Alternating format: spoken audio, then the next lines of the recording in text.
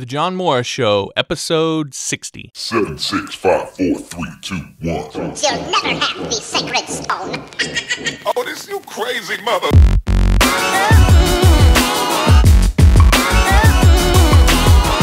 You are now listening to the John Morris Show. My name is John Morris, Army veteran turned freelance web developer, and each week I bring you a fresh look into the latest news, advice, and next steps for the self-made web designer and developer to help you reach your dream of coding for a living faster. Thanks for giving me some of your time today. Now, let the episode begin. Today's episode is brought to you by the Complete Web Developer course by Rob Percival on udemy.com, where you can learn HTML, CSS, JavaScript, PHP, MySQL, WordPress, mobile apps, and more inside one convenient course, so you can shortcut the time it takes to start earning your full-time income as a web developer. John Morris Show listeners can get an exclusive 85% discount on the course by visiting johnmorrisonline.com/CWDC. That's johnmorrisonline.com/CWDC. Hey everybody, welcome back to the John Morris Show, and I've got a great show for you today. Coming up in the show, we're going to be talking about Oracle finally saying goodbye to its Java browser plugin. Also, 7 future web design trends, the 19-year-old dude syndrome, how to pick the right font for your design, using content to make friends and get clients, and also, as always, our web development Q&A. Now, if you haven't yet, be sure to subscribe to the podcast over on iTunes, and if you would be so kind as to leave me a review over there, that would help me out a ton. Or you can subscribe, if you have an Android device, you can use SoundCloud. You can go over to johnmorrisonline.com/iTunes or /SoundCloud. And as always, I'm on YouTube at johnmorrisonline.com/YouTube. Now, before we get into today's show, I want to start off with my little rant that I always like to do to start the show. And this is actually a rant for myself, because this week I've been starting to do more and more with local businesses in the area where I live. I recently moved to Omaha, Nebraska, and have started to kind of interact in the community and have started getting involved in helping local businesses around this area. And so I've been working on a lot of different projects, and actually this podcast is, as you probably noticed, coming out a little bit late. And the reason is because I, like most developers, have the tendency to go full caveman. And so I got kind of buried in what I was doing. And when we do that, it can be easy to make sure and come up for air. And there's a number of things that you would want to do when you do that. But for me, it's being sure to do all the things that I do to continue to market and push my business. If you're working with freelance clients, and this is really the point that I want to make, is coming up for air to make sure and communicate with them. And I want to address this because it's something that I've gone through. I know a lot of other developers kind of deal with, and it's this mindset that, especially when you first start out, what a lot of developers believe is, this is the way I used to think about it, is at the end of the day, what the client wants is the project done, right? That's what they're after. And so, yeah, maybe I should communicate better, but as long as I deliver the project how they want it delivered, I do it on time, I create a good product that works and functions, and I'm not overly difficult to work with, then yeah, communication, whatever, I'll be fine because I delivered what they asked for. And nothing could be further from the truth. And the big reason why is because our industry has become so much more competitive. Maybe 5-10 years ago, you could get away with that because clients didn't have a number of good options. Now, they're tripping over good options. There's plenty of people that can do the things that they need done. Talent isn't what's going to set you apart. The ability to deliver isn't the thing that's going to really set you apart. What's going to set you apart is all the other things around it. And one of those, probably the biggest one, is communication. Because if you flip it around and look at the situation from the client's perspective, when you go full caveman, and by that I mean you just dig into the code, you turn off everything else, and you don't communicate with anybody, when you do that, from their perspective, they get really, really nervous. And clients don't like feeling really, really nervous. They like someone who constantly keeps them in the loop. And so that's the way that you're going to set yourself apart, because there's still a lot of developers who aren't doing that. Some of the most successful developers that I've seen and been around are people who are really great communicators. They're not even necessarily that great at web development. In fact, there's a lot of them who just hire people out to do the web development, and they just manage the client relationship. They know how to code, but they're not full on into any particular language. They're better with the client relationship side, and so they just hire people to do the code.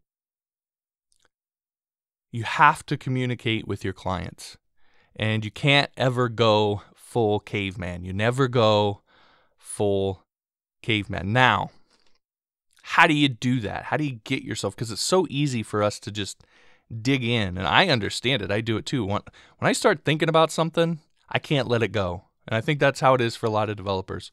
Once my mind gets going on, it takes a little bit to get going on something, but once it gets going, I got to get it out. Like I can't stop thinking about it until it's done. And so I understand it, and I get that it's not malicious, but it scares the hell out of your clients. So here's how you deal with it. You can usually feel when that's coming on. You can usually feel yourself starting to ramp up to a project where you feel like, okay, I'm at the point where I can just dig in on this. So when you feel that coming up, that's when you have to communicate with your client.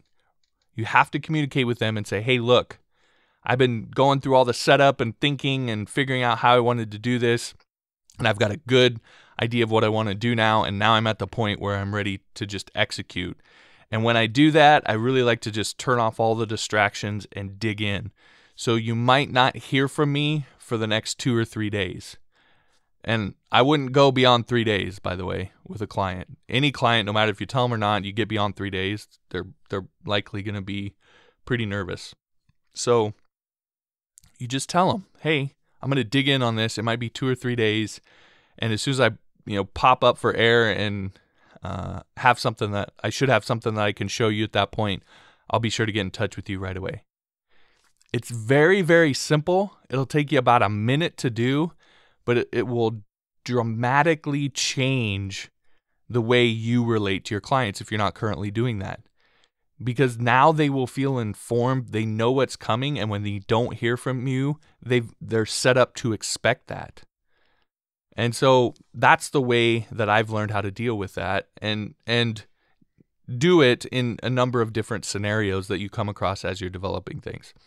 So be sure to never go full caveman, because you will scare the hell out of your clients, and it will ruin what could be really, really good client relationships. It's rare to find a client who will put up with that kind of thing, especially this day and age, because it's so competitive. All right, like I said, we got a good show coming up for you the rest of the show. Next, we're going to get into Oracle saying goodbye to the Java plugin. Oh, I'm going to get hate mail for that one.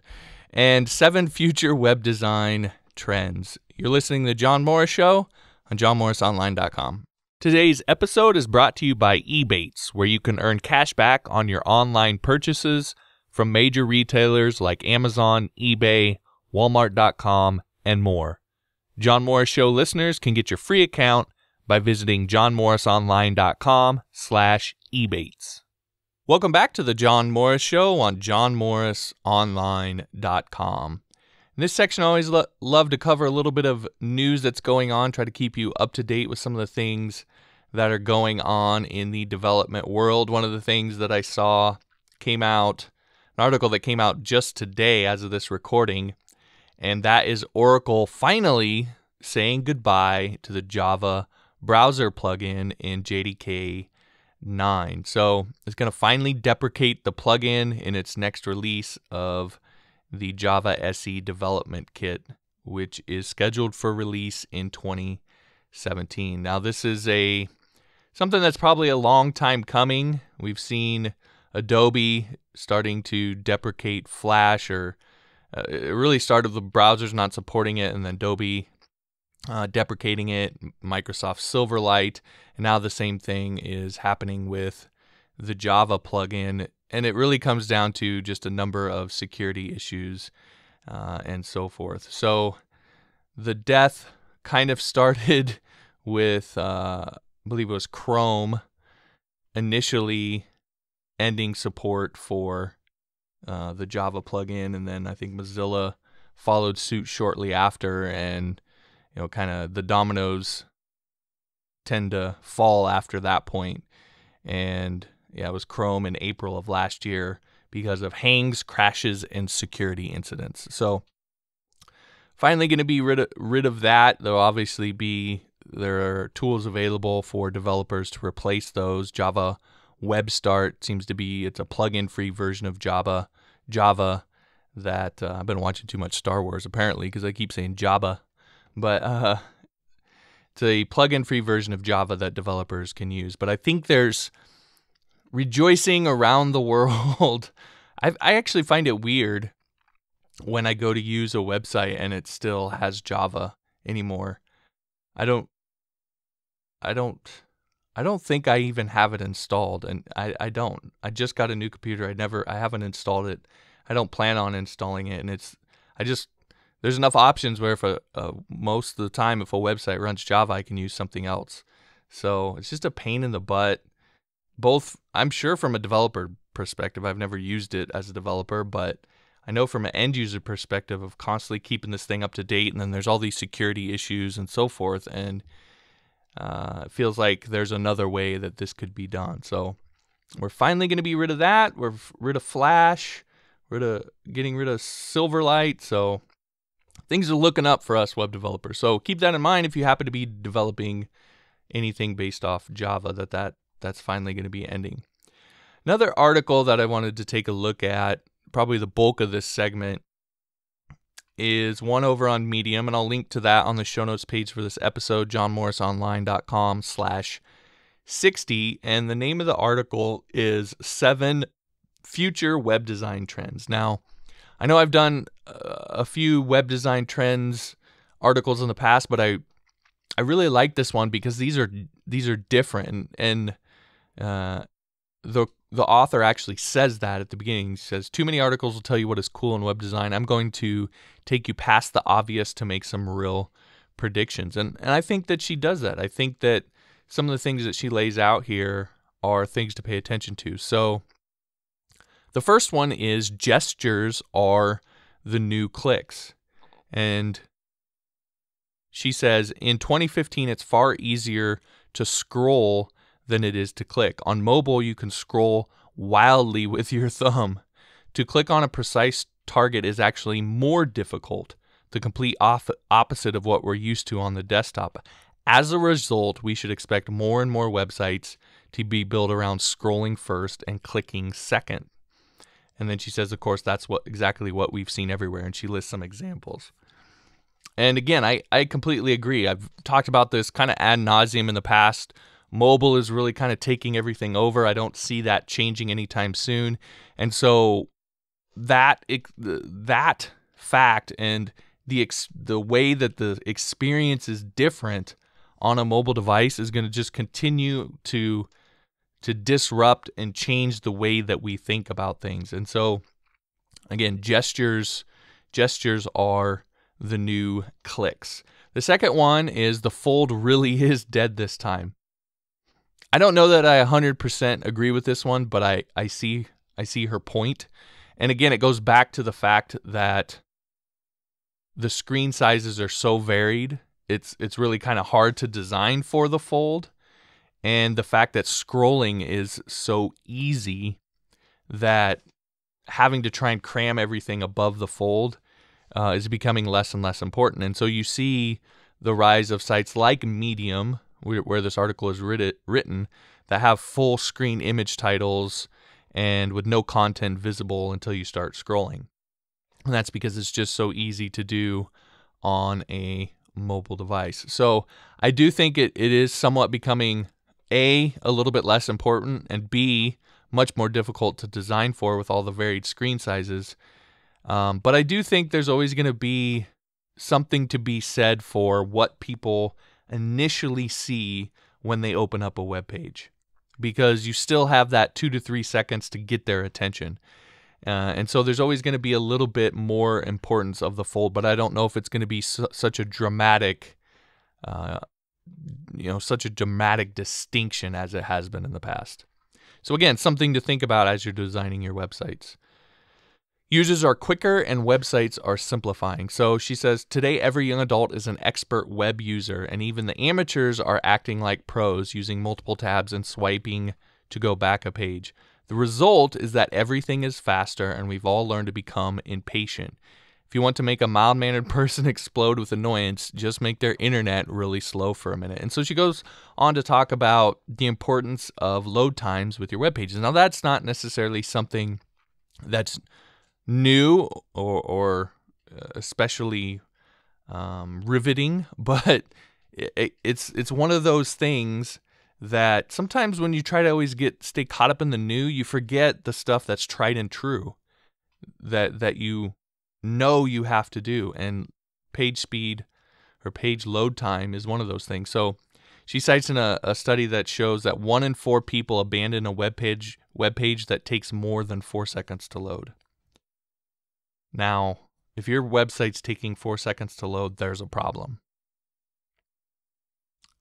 So yeah, I can see more than 4 seconds to load would definitely get a click away.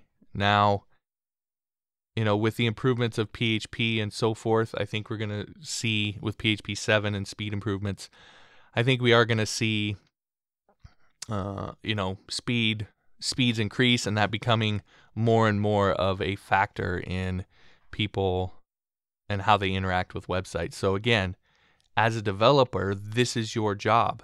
So not being well-versed in how to speed up a website or how to at least design it from the start so it's not slow, that's not going to be acceptable. It's kind of like responsive web design a few years back.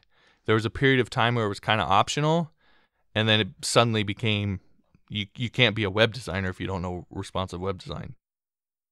And that's going to be the same thing here. If you're not familiar with page load time and how to speed up, the difference between server-side slowdowns and client-side slowdowns and, loading resources and all that stuff, then that's going to be, if it's not already, it's going to be a requirement. Next, number 4, she says the pixel is dead. So she says on a desktop, a pixel was a pixel. You even had an idea of how many pixels made up an average inch, which is 72 dpi. Nowadays, very few people know what a pixel is because of responsive web design, because of Retina displays. It's become much harder to know exactly, how that all relates and interacts together. And so, there's, we still use, though, something that's very pixel-based, which are images. And so it starts to get a little bit complex and convoluted when you're using this pixel-based system or this pixel-based component on top of a system that really has kind of started to move beyond pixels meaning what they used to mean. And so she believes that that's going to lead to the popularity of vector images and that those will become more popular 2015, 2016, so forth. So that'll be interesting to keep an eye on. I'm not 100% sure on that. I agree with the analysis that, pixels are becoming a little bit weird in terms of working with. You see that with text, you see that with images, so forth. But I'm not exactly sure if the vector images are going to be what ultimately comes. So we'll just have to wait and see. Number 5 is animation is back. So she says, if you want to make a website look dated, cover it with animated under construction GIFs and flash animations. But several things are coming together to make animation a rising star in modern web design. And so her point is that flat design can end up making a site look too consistent, almost to the point of boring, and that animation helps a website to stand out and pack more information into less space. And so mobile apps have sort of redefined what a user expects. As we've talked about, mobile will continue to do this. And they use motion to convey meaning. And that's the important part here. It's not animation for animation's sake. It's like we see with a lot of mobile apps where you use animation to convey meaning. And a lot of websites are doing the same. And so you have a lot of the CSS animations that have come out and are coming out and will continue to come out. Also, GIF animation seems to kind of be back and is effective, and a lot of that will continue to rise. And I don't disagree with that. I think, again, I don't think it's animation for animation's sake, but what I think of when I hear animation is I think of a form that gives kind of micro feedback. And I think I talked about this in another podcast. But as you're filling out the form, it's using motion, it's using different sort of animations to make the experience of filling out that form easier, more pleasant, etc. And a lot of people, when they hear that, go, forms, like, we barely ever fill out form. Like, are you talking about like a bank loan application? What are you talking about?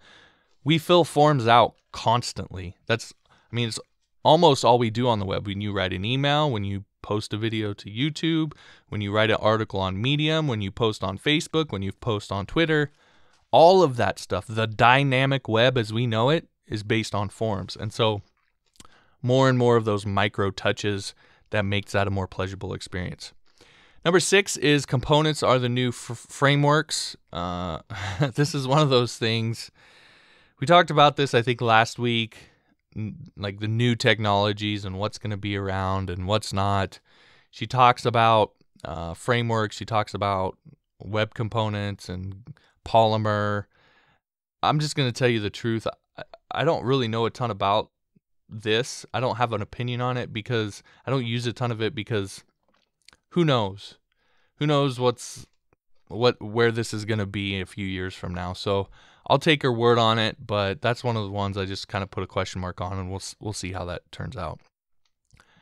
Finally, and this is one for those of you who are a little bit more business oriented, is she says social saturation and the rise of direct email. And so her point is that social media has been a huge success for a lot of people, especially consumers, but many of the content producers aren't happy. And the problem is saturation. There's just so much content that's being put out on a daily basis that it's kind of hard to break through, and especially on social media. Now, social media isn't going away, but you've seen a lot of prominent bloggers who have started to realize that social media is getting crowded and they're kind of moving back towards email, because email has one advantage over social, and that is a much higher percentage of people will see what you send them. If you think about it, on Twitter, if you write a tweet, it's there for all of 10 seconds, and then you've probably got 20 more tweets in people's timelines that just push it down, and you don't see half of the. I mean, if you don't go on Twitter for an hour, I know me, I miss 100 things. So people just don't see as much of it. Whereas with email, I at least look at every email that comes in, unless it goes straight to a spam folder, but I at least see the headline, and then I decide what I'm going to click on. I don't even do that with Twitter and Facebook. I scroll so fast, who knows? Now, I will say that there's something to be said for paid advertising on these platforms. So paying to have your stuff be more prominent, and I don't see a problem with that because, we pay for our email service providers. I pay about as much in Facebook ads as I do for my email service provider a month. What's the difference? What I want is my stuff in front of people. And so I'm not paying some sort of exorbitant amount to do that on Facebook. Yeah, I do have to pay now, but I have to pay for email. I have to pay for any other channel. So I will say there's something to be said for that, but I agree with the point, and that is that the social sphere has become so saturated that direct email is becoming, really not becoming, but it has stayed an effective tool, and some of the social stuff is starting to maybe fall back, I think is more what's happening. All right, so those are the 7. She has a bonus one on there about CSS shapes. I'll let you check out the article for that one. I want to obviously be sure to support her article. Be sure to go to the show notes page, johnmorrisonline.com/60. I'll have the link to the article there. Head on over there. If you're on Medium, if you give her a recommend, maybe even a comment, that would be real swell of you to support the content that she created, because I think it was a good post and made me think about some different things that a lot of the trend posts hadn't necessarily addressed. All right. Coming up next, we're going to get into the 19-year-old dude syndrome and why you want to avoid it and how you approach using social media in your freelance business. After that, we'll get into some tech, how to pick the right font for your design, and a whole lot more. You're listening to The John Morris Show on johnmorrisonline.com. John Morris here for the complete web developer course by Rob Percival on udemy.com. Now here's the deal with this. Do you ever get frustrated constantly searching the internet for tutorials to learn how to code? Are you worried that learning how to code is taking longer than it should? Do you just wish you could learn everything in one convenient place so you can get on with earning your living as a web developer? Well, that is exactly why Rob created the complete web developer course. Everything you need to know, HTML, CSS, JavaScript, jQuery, PHP, MySQL, WordPress, APIs, and mobile apps in one convenient course. And you know it works because Rob has over 183,000 students and the most 5-star ratings of any course on Udemy. Now here's the best part. John Morris Show listeners can get an exclusive, and this is just for you guys only, an exclusive 85% discount on the course simply by visiting johnmorrisonline.com/CWDC. So look, quit pulling your hair out trying to find good tutorials on the web. Do the smart thing and hit up my man Rob's complete web developer course with the slick 85% discount right now. Visit johnmorrisonline.com/CWDC and you'll be all set. Welcome back to the John Morris Show on johnmorrisonline.com. I want to talk about the 19-year-old dude syndrome. Now, this isn't my analogy. I first heard this several years ago from Gary Vaynerchuk, who you may know is kind of a popular online business social media guy and says some really funny stuff. And I'll link to the video on the show notes page, johnmorrisonline.com/60. But he did a conference where he got up and spoke, and he spent the whole time talking about what he calls the thank you economy and kind of what became his jab, jab, jab, right hook idea, which is to give on social media before you receive and lead with value. And so he gave this whole talk, and then he took questions afterwards, and a guy got up and said, my name's such and such. You talked a lot about this whole social media thing or whatever. And so, I run a company that does something related to spices. So would you promote my company to your followers? And if you've seen it, it's pretty funny because Gary goes in on him a little bit. He says along the lines of, I appreciate the hustle. He's like, I really do. But, because you just went straight for the ask, it's a big F no. And, the whole crowd got a kick on that. And then he explained it that, they've never met. Like, if you did that to somebody it was in real life, but if you take what a lot of people do on social media and you translate it to real life, it wouldn't make any sense. And we've seen, there's been comedy people that put out routines doing that. And it's kind of funny to laugh at. But when you really kind of start to think about it, it really is true. A lot of the things that people do online, especially to sell themselves, just don't make a lot of sense. You know, if you first met someone and what you did to them was, hey, buy my stuff, or hey, help me with this thing, and you met them in person, that would be a little bit weird, and most people probably wouldn't do that. Be like, I don't know you. Like, why? It doesn't make any sense. But yet, we get a lot of that online and on social media. Now, I speak to this specifically because, you know, I've talked about this before. I get emails every single day where people drop in a mile of code and say, hey, figure out my code for me and get back to me when you're done. And that's the first time I've ever heard from them or talked to them. And I always find it just it's a little weird, especially the way that people tend to demand that I help them. Right? It's not even, most of the time, it's not even like a question, hey, can you look at it? It's, here, fix this for me. Now, I can promise you, I know without a shadow of a doubt in my mind, if we were talking in person, there's no way that person would do that. None. But, I mean, several times a day, I have that happen. And it's not about me complaining. It's about making a point of how you need to interact with people. You know, if you want to build an online presence and you want to build a business or a career where you can work at home, you can do the things that you want to do, you can make good money, you know, as a web developer, that entails you understanding how this stuff works. And in every situation, I can promise you that going to someone and saying, hey, fix this for me, and having that demanding mindset isn't going to work. You're not going to get very far that way. Expecting things from other people, especially people you've never met, isn't going to get you anywhere. They're just not going to react very well to it. And if it happened to you, if they were doing it to you, I guarantee you would react the same way.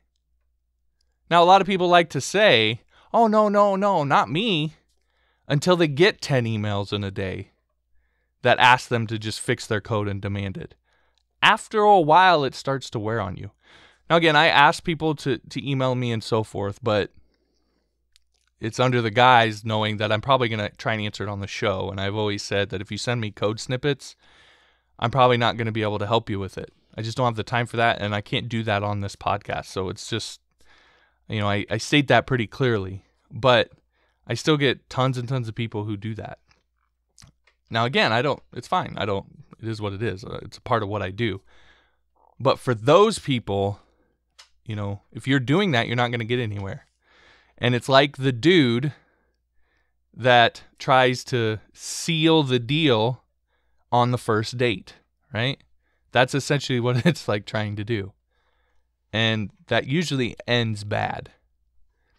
So the thing to understand is that you have to create a relationship first. Like Gary says, give in order to receive. Now, don't give, you know, he talks about this a lot. Don't give expecting to receive. Just give and let it go from there. And now that sounds hard to do, and I'm very much not the secret type guy, you know, that whole put it out there and it'll come back to you. I'm definitely not that type of person. I believe in black and white kind of transactions and interactions and being clear about things. But it really does kind of tend to work that way. Not in some esoteric sense, but if you constantly help people, you build up enough trust that when you go to ask, if it makes sense for them, they'll do it. Now, you can't ask them for something that doesn't make sense. Nobody's ever going to do that, regardless of how much you give them. But if you give, and then you ask for something back that makes sense, that they actually would help them also, but they got to pay a little bit for it, they're going to do it. And so you got to create that trust first.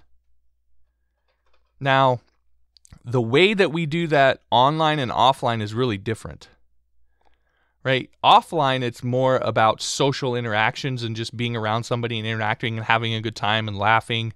That's generally the way that we build relationships.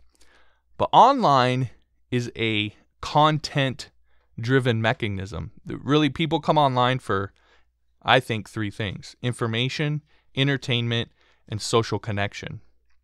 And you, as a web developer, are not an entertainer. You're in an information market. You can add some entertainment to it, but you're not primarily an entertainer. You're primarily in the business of information. So the way that you build those relationships, the medium that you use to do that, is content. Content is what helps you create context.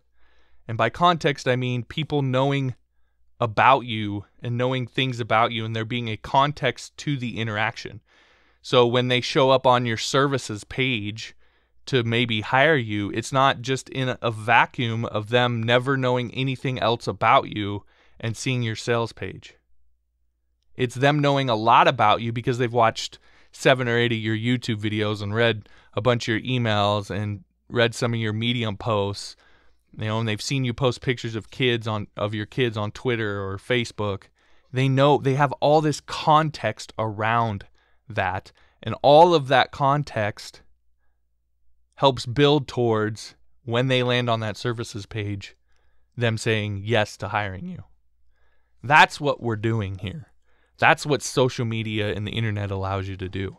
That's why I spend an hour each week doing a podcast like this, to try and help create context, to help other people who maybe one day will turn around and help me, to give, to maybe one day in some small way receive. So that's the plan, that's the approach, not the 19-year-old dude trying to close on the first date. All right, coming up next, we're going to talk about how to pick the right font for your design. And I'm going to go through kind of the process that I follow in doing this. I've been doing some more of these design text sections lately because it's not something I've talked a lot about, and it's a big part of what we do. So this one's going to be about picking the right font for your design. And I'm using the word font specifically because sometimes that gets a little bit misused. So we're going to talk about that next. Coming up later, we're going to be talking about how to use content to make friends and get clients, and as always, our weekly Q&A. You're listening to The John Morris Show on johnmorrisonline.com. Hey everybody, as you probably know, I constantly harp on using content to help you grow your audience and build your credibility as a web developer. But your web presence is nothing without a great hosting provider. So if you haven't yet, get your website up and running with a fast, reliable, and well-supported web host, Bluehost, for less than $6 a month. You can check it out and get Bluehost's best price over at johnmorrisonline.com/Bluehost. Welcome back to the John Morris Show on johnmorrisonline.com. So let's talk about picking the right font for your designs. Now, first, I think it's important to differentiate between fonts and typefaces, because I'm sure for a lot of people, when I say font, they immediately think of what is actually the typeface. And so the typeface is the actual name of the typeface. So Arial, Helvetica, Times New Roman, those are typefaces. Now that's different from a font, which is Arial, 12 pixels, bold, right? A font is all of the information that goes along with it. So every, Arial 12 pixels bold and Arial 14 pixels bold would have the same typeface, but they're not the same font, because the pixels part and the bold part and all that extra information matters. So here, we're not talking about picking the right typeface, although that's a part of it. We're talking about picking the right font. And so there's several pieces that go with that. And if you start to think about the difference between a font and a typeface, you can probably start to get an idea of the process. So the first thing is, let's look at the typeface. What typefaces are we going to use? Now, there's a couple things. So the first thing that I look at is, do I want to use a serif or a sans serif typeface? And it's kind of like what we talked about with colors, that certain types of typefaces, like serif and sans serif, convey different things naturally to people. So we talked about how red tends to convey urgency, whereas something like blue tends to be something that's a little more either dark or gloomy or calm. And so depending on what kind of feel, we talk about look and feel, what type of feel your client is after, that determines the colors that kind of fit into the acceptable range. Well, it's the same with typefaces. So serif is considered more of a classy and traditional type font, and often considered more readable. But if not done right, can also make a website look old. And that goes to the fact that when the internet first sprang up, there wasn't an abundance of typefaces, and a lot of websites were built just with Times New Roman, which was kind of the default at that time. And so when people think of the early web, that Times New Roman kind of tends to come to mind. So if it's not done right, it can convey old, which is not necessarily a good thing.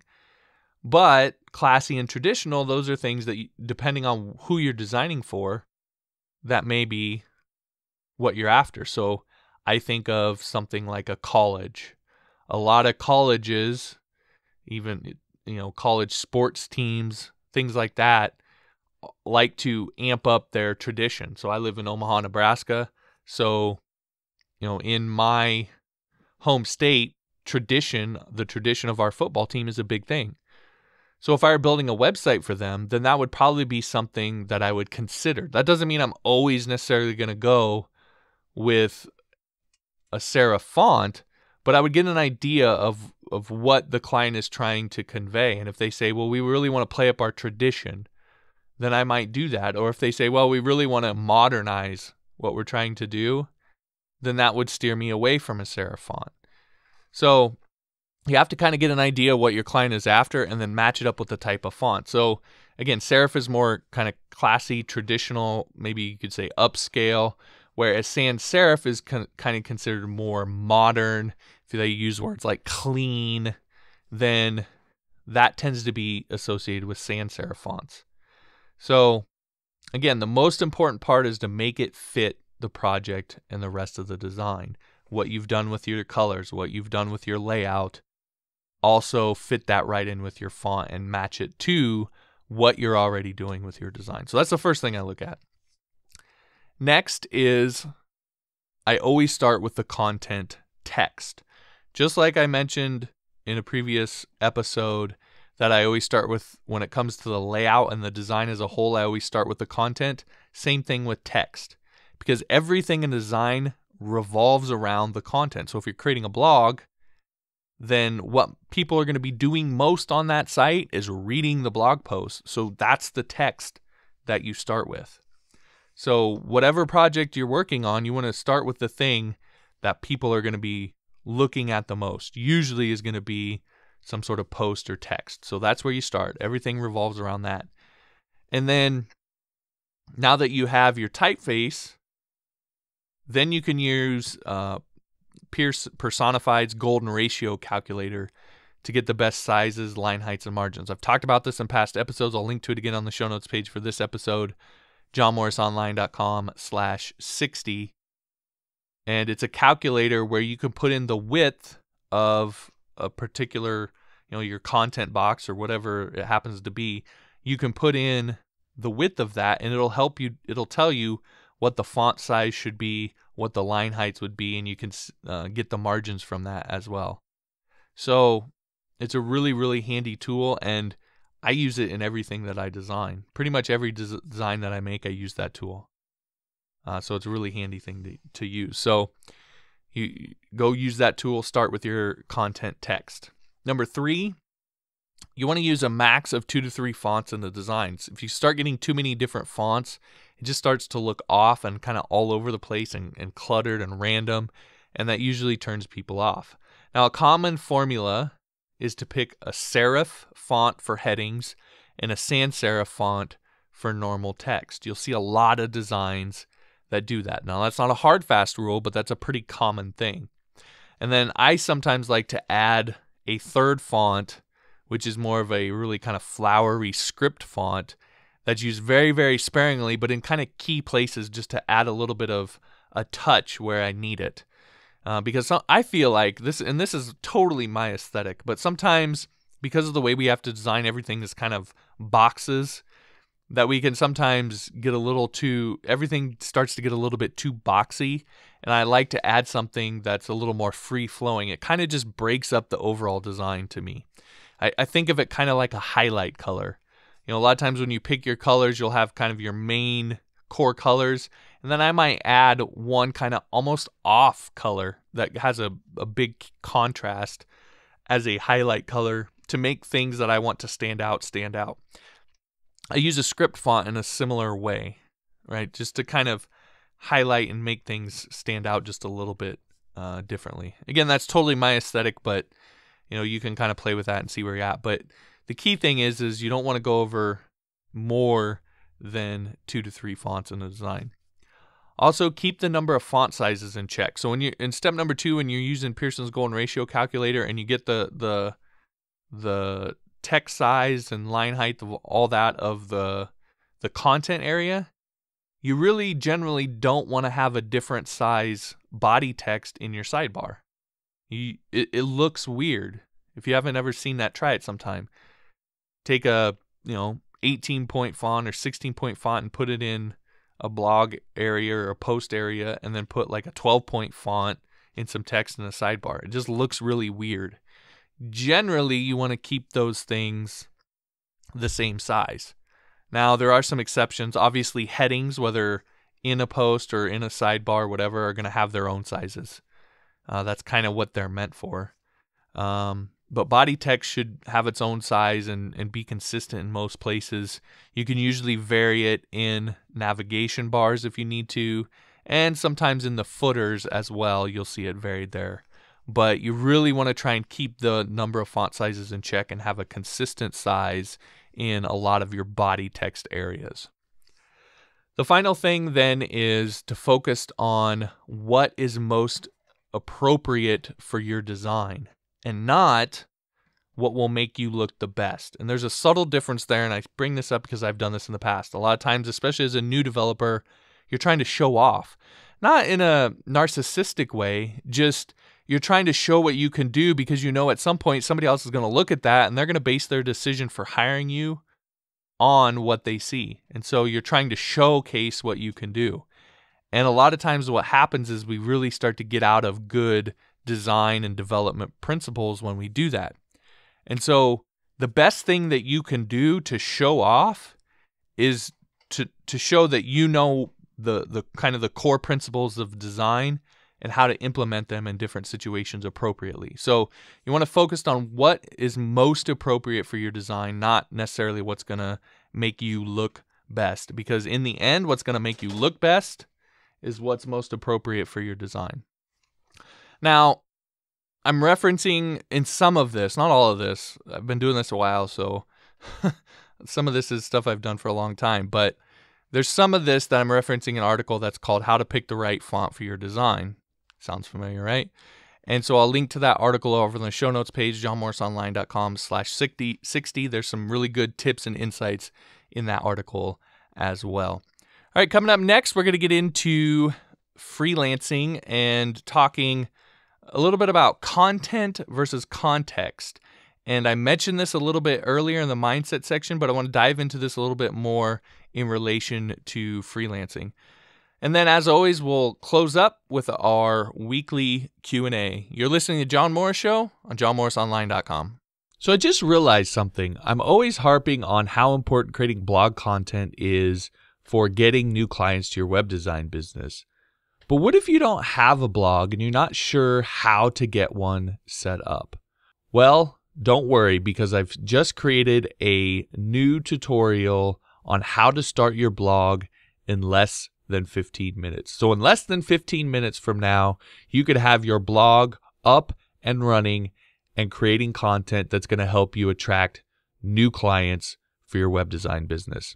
In order to take this tutorial, you want to head on over to johnsbloggingtutorial.com. Again, that's johnsbloggingtutorial.com. Head on over and let's get your blog started today. Welcome back to the John Morris Show on johnmorrisonline.com. This is the freelancing section, and I want to talk a little bit more about content versus context. Again, this is not my idea. This isn't something I came up with. This is something that I first heard in this respect, anyway, from Gary Vaynerchuk. And he talked a lot about context and using content to create context. And I really, when I first heard it, I didn't understand really what he meant by that. But as I listened more and as I, kind of interacted with people more, it started to make sense. And the idea is that if you look at your normal life, just offline, most of the time you spend your time, most people anyway, spend their time around people who have some sort of context about them. They're, your wife or your husband, your kids, maybe brother, sister, mom or dad, coworkers, friends that you hang out with. They are people who know a lot about you usually. And so they have context for the way that you behave and interact and who you are. And that's oftentimes very much different from the way we interact online, especially in a business and freelancing sense. Because a lot of times in that sense, we're interacting with people who don't know much about us, who've never met us in person. And really, even if they've gone to our Facebook profile or watched a video we made or whatever, the context they have is one really small sliver of who we are. And you've probably had this happen where you knew someone online, you talked to them online for a long time. And I'm not talking about a situation where they lied. I'm just talking about a situation when you're just interacting back and forth. They didn't lie to you about anything like that, but you meet them, and it's so much different than what you had envisioned in your head. And that's because what we get from people, even people who put out a lot of information, is one small sliver of everything that people who are around them on a daily basis probably tend to take for granted. That's why Gary Vee recently came out with a show called The Daily V. And it's usually about a 20, 25-minute video, and it's just his camera guy following him around all day and is literally there. It's like a reality TV show. The guy's there every day following him around everywhere he goes. And they just cut it up and pull out the important parts to tell a story. Just like a reality TV show. And when he first did it, I was like, I watched the first one. It was cool, but I didn't really, I was thinking of it. It was interesting because I watched it and I go, oh, that's really cool. But then when I went into my business mind, right, and tried to analyze what he was doing, it didn't make sense to me at first. Like, what is this? It's just, there's nothing, because there wasn't any sort of big pitch in it. There wasn't sort of always necessarily a point, right? It's not like a lot of videos where someone teaches you something specific and there's a point to it. It was just kind of random. And so it didn't make sense at first. But the more I thought about it and the more I listened to him talk about it, it started to make a ton of sense because it's about creating context. Because the more you watch it and the more you see him interacting with people on a daily basis, the where he goes, the things he does, it creates this sense of, it's not that you think he's some genius, right? It's just you get a sense of familiarity. Now, I do think he's a smart guy, but it's more, that's not what it's about. It's about familiarity and creating that context that you would get in relationships normally from, that you'd have for the people that you interact with in person on a regular basis. And so from that perspective, it makes a ton of sense. It's actually fairly genius. And this is the kind of thing that we want to try and do online in our businesses, in our freelance businesses.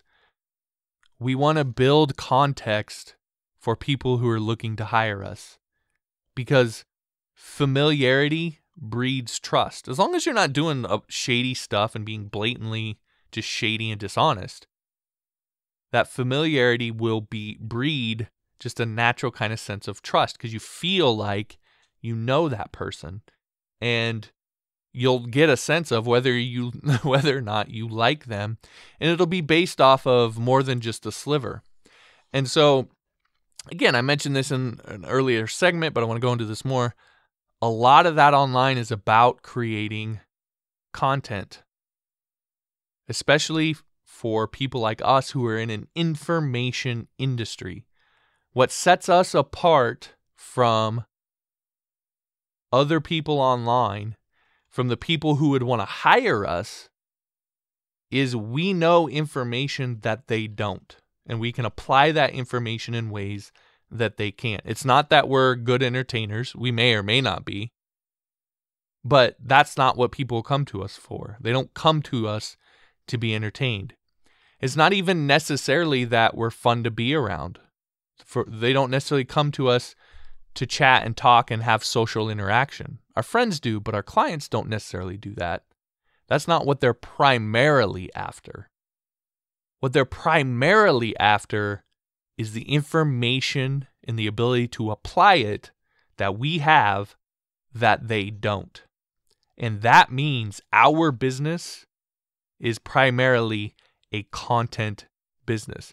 Now, there's all sorts of businesses out there who are using content marketing to drive their business. Absolutely. And they're in information industries as well. So it's not some new thing. It's not some revolutionary idea, but it's one of those foundational things that we as web designers and web developers have to do. That is how we create context. Now, you can layer some entertainment, you can layer some social connection on top of it, but what's going to get people most attracted to you is the information you have that they don't. And so you have to use that to create that context. That's why I do as many YouTube videos as I do. That's why I do an hour-long podcast every week. Because I know I'm in the information industry. And that if I want to build relationships that long-term will be beneficial for me personally and for my business, that I can't be the 19-year-old dude that tries to close on the first date. I mean, you wouldn't first meet a guy or a girl and immediately ask them to marry you. That's kind of what it's like when you meet a client for the first time and ask them to give you $1,000, $2,000, $5,000, $10,000. That's a lot of money. And they're making that decision based on very little information about you. So you have to fill in the gaps. And the way that we do that is through content. A side benefit of that is that you'll probably make a lot of friends along the way. And that's always cool too. So if you're not creating content, you need to start. Just start creating tutorials. It's as simple as that. Written, video, audio, even if you have to, whatever. Start creating tutorials, answering questions on a site like Stack Overflow or Quora. Whatever makes sense for what you do, start doing it. That's the first thing that you should be doing. Because that's what's going to help you build those relationships. You could, matter of fact, for a while, I didn't even have a real services page. I just had a way for people to send me an email. And early on, I would get, not a ton every month, but I would get people who would contact me and say, hey, can you build this for me? Because they'd watched some tutorial videos I'd done. So I know it works. It works in almost every industry. And it's the first thing that you should start doing if you're not doing right now. All right, coming up next, we're going to get into our Q&A of the week, as we always do, where I'll be answering questions that you've sent to me. All of the ones for today are actually from YouTube. So if you submit a question to me on YouTube, you'll want to pay attention for the next segment because I may be answering it. All right, you're listening to John Morris Show, johnmorrisonline.com. Hey, quick question for you. Are you running a WordPress site? If so, then I want to recommend to you the premium WordPress hosting service, WP Engine. Now, what makes WP Engine different than a lot of web hosts out there is that it's designed specifically for WordPress with advanced caching and security implementation to keep your WordPress website up and running as fast as possible. And we all know how important speed is on the web these days. So if you're running WordPress and you don't have WP Engine yet, be sure to give it a look. You can get their best price at johnmorrisonline.com/WP Engine. Again, that's johnmorrisonline.com/WP Engine, all one word. Check them out. You're going to love your WordPress hosting. Welcome back to the John Morris Show, johnmorrisonline.com. Now I'm going to answer your questions. And so I've got 3 different questions that were submitted to me over on YouTube, and I'm going to dive into those. So the first one is from John F. Lee on YouTube. This is kind of a statement, but I think there's somewhat of an implied question there, and I hear people say this quite a bit, so I want to make sure and address it. So he starts off and says, great content as always. I've yet to make a dent to the extent that I even get a meaningful response to my proposals. I'm really starting to think that nearly everyone offering the opportunities on Elance, Upwork, etc. is only considering price, so trying to compete on value is, to them anyway, a little like speaking Mandarin among the Cantonese. Sure, they probably understand value and concept, but likely could care very little about it. It may not have started out that way, but these sites really do seem to represent a race to the bottom and little else. Now, this is such a common complaint that I hear from people on freelancing sites. And there is truth to this, right? It is a bit of a race to the bottom because there's so much competition. If all anybody is doing is relying on price and they're not doing anything meaningful outside of that, then yeah, your competition will force the price to go down. That's just the nature of how it works. Now, there's a couple of things that you can do. So the first one, the one I recommend most, is what I talked about in the last segment. The reason you may not be getting meaningful responses to your proposals is because that may be the first time that person has ever talked to you, and they have no context. They don't know anything about you other than what's on your profile. And that's probably not very meaningful to them. And so, in a way, it almost doesn't matter what you say. Right? You could come up with the best response. And I give tips for dealing with this, but the context is 90%, and what you write is like 10%. So if you're only relying on the 10%, then yeah, it probably is tough. I'm not ragging on you or anything like that, but I want to make this point clear. If they have no context for who you are, then again, what you say in your proposals is likely not going to have much effect. And it's way, way, way too easy and too common for you to put the blame on them. If there's one thing, if there's an idea that I could destroy in the web development community, is that it's the client's fault. Sometimes it is, but far too often we blame the client for things that really aren't their fault. In this case, it's not their fault. right? They're not short-sighted people who don't see how great you are and the value of what you have to offer and are just too dumb to recognize it. And I get that's not exactly what you said, but I'm playing this up a little bit here. It's my show. I can do it, right? So it's too easy to blame them. But that doesn't empower you. That leaves all the power in their hands. I always like to look at how it was my fault, what I did. And so I would ask, are you creating any context outside of those freelance sites? And here's what I mean.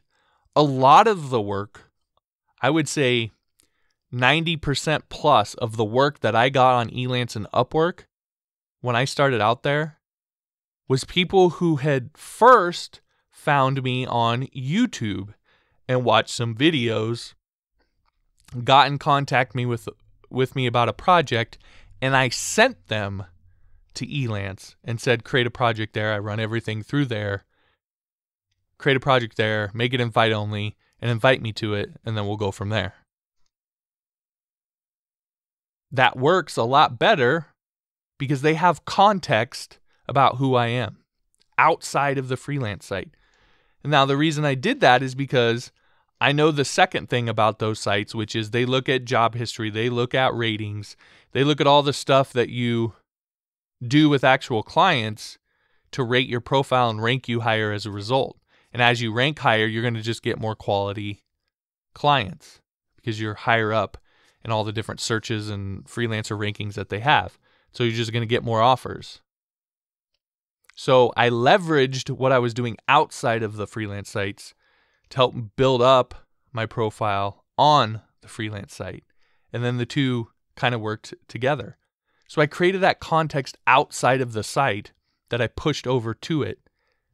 Right? So that's what I recommend that you do, so that when you're writing that response to the proposal, it's not somebody who doesn't know anything about you. As a matter of fact, it's someone who's probably watched several of your videos or read several of your articles, liked them, and contacted you outside of the site. Or, maybe they found you over there and they recognize your face. But most of the time they contact you outside the site and then you push them over there. Don't rely on the freelance sites to get your business. Go and get it yourself. Use them as a tool for leverage. That's what they need to be used as. Now, a lot of people don't want to do that, which in some ways I'm like, okay, well then, I don't know what to tell you. But there is another way that is harder, more annoying, and longer that you can use the freelance sites and get around this. And that is to play the game. Just play it better, right? So don't go on when you first start out. I don't recommend, if you have another job that you're doing something else, or you have money, whatever. Don't go on the site looking for that to be your sole source of income right off the bat. Keep your job or whatever. But go on there and play the price game. Beat people based on price so that you get the job. If you have no job history on there, you can't expect to go on there and say that you're valuable, say that I'm competing based on value. You don't just get to say that, right? People have to believe it. And the way that they believe it is because you have an extensive job history. You have a lot of good ratings. You have a lot of testimonials. You're ranked high. Those things don't happen by you just saying it. You have to put in the work to do it. So go in there and compete on price and win and get the job and get paid less than what you deserve to start. Build up your profile. Get the testimonials and the ratings and the job history. Watch as your profile moves up in the rankings. And with time, then you can start to charge more because you're ranking higher, you have a better profile. And when you say, yeah, I cost a little more, but I'm worth it, you've got the proof to back that up. So I want to kill this complaint dead once and for all, because I see it far too often, and it's just self-defeating and self-limiting. And again, John F. Lee, trust me, I'm not ragging on you in particular. And a lot of the stuff that I'm talking about is actually from other people and what they've sent to me, and I'm addressing that stuff. But this kind of sparked it for me. So hopefully we can put that to bed. Next question from Benja303 on YouTube asks, design patterns. Anybody have any resources for learning them? And I do, as a matter of fact. I think I'm the one that brought it up, but far and away, the book that I recommend for design patterns is a book called Head First Design Patterns. And I'll be sure to link to that in the show notes page for this episode, johnmorrisonline.com/60. And that's the book that I was given. I actually had someone give it to me. I didn't know about it beforehand. They gave it to me as a gift, a fellow developer, and it is a great book. That's what really kind of first opened my mind to design patterns a number of years ago and got me into even looking into things like MVC and so forth. So that's the book that I recommend, and the reason I recommend it is because it's not just a wall of text. It's a lot of illustrations and examples. It's primarily what it is. So it teaches you in a way that you can actually sit down and learn it, not you have to sludge through it because it's just a bunch of text. So it's not only explains the concepts well, but the way that you learn is really nice. So that's the book that I would recommend, Head First Design Patterns. All right, our last question on this week is, I apologize in advance, I'm going to butcher this, but this is kind of a long name. So it's Geodisman, I'm going to go with Moitra on YouTube, asks, Dear John, I have to make a form on which users can view their own data after login. But there is a problem that if someone changes the ID number on the URL, then it shows the other person's data based on the ID number. How do you overcome that? So if you're having them log in, then you should know what their ID number is, because they had to log in order for, you had to reference their record in the database in order to have them log in. So you should know who's logged in and be able to know what their ID number is. Now, there's a lot of different ways that you can do that. I mean, you could, store that in a cookie, or, again, a number of different ways that you could do that. That's probably not the most secure way, but you know who's logged in, so you should be able to get the ID number for that person. So instead of putting that ID number in the URL and running your page based off of that, it should be implicitly in your code, and you can use it from in your code so that there's no ID in the URL to change.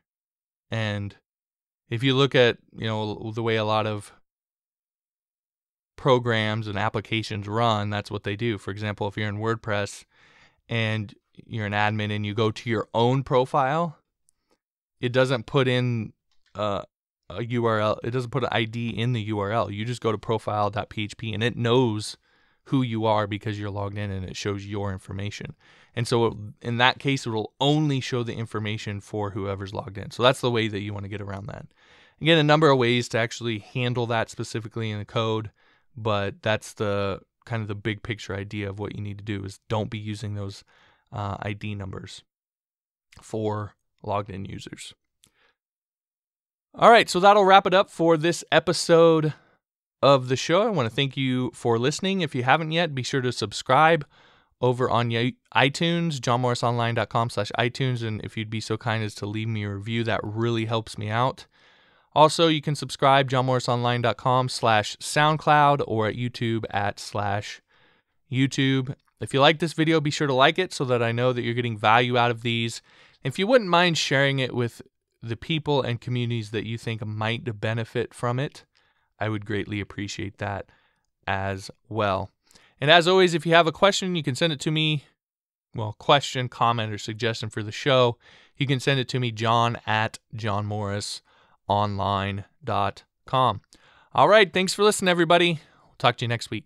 Hey, everybody, here's a quick one for you. We all know how important creating blog content is to attract new clients to your web design business. But oftentimes, those first few members of your audience can be difficult to get. Well, I want to help try and get you over that hump and help you get your first few followers. Now, I have an audience of over 20,000 YouTube subscribers, email list subscribers, and roughly 30,000 visitors to my website each and every month.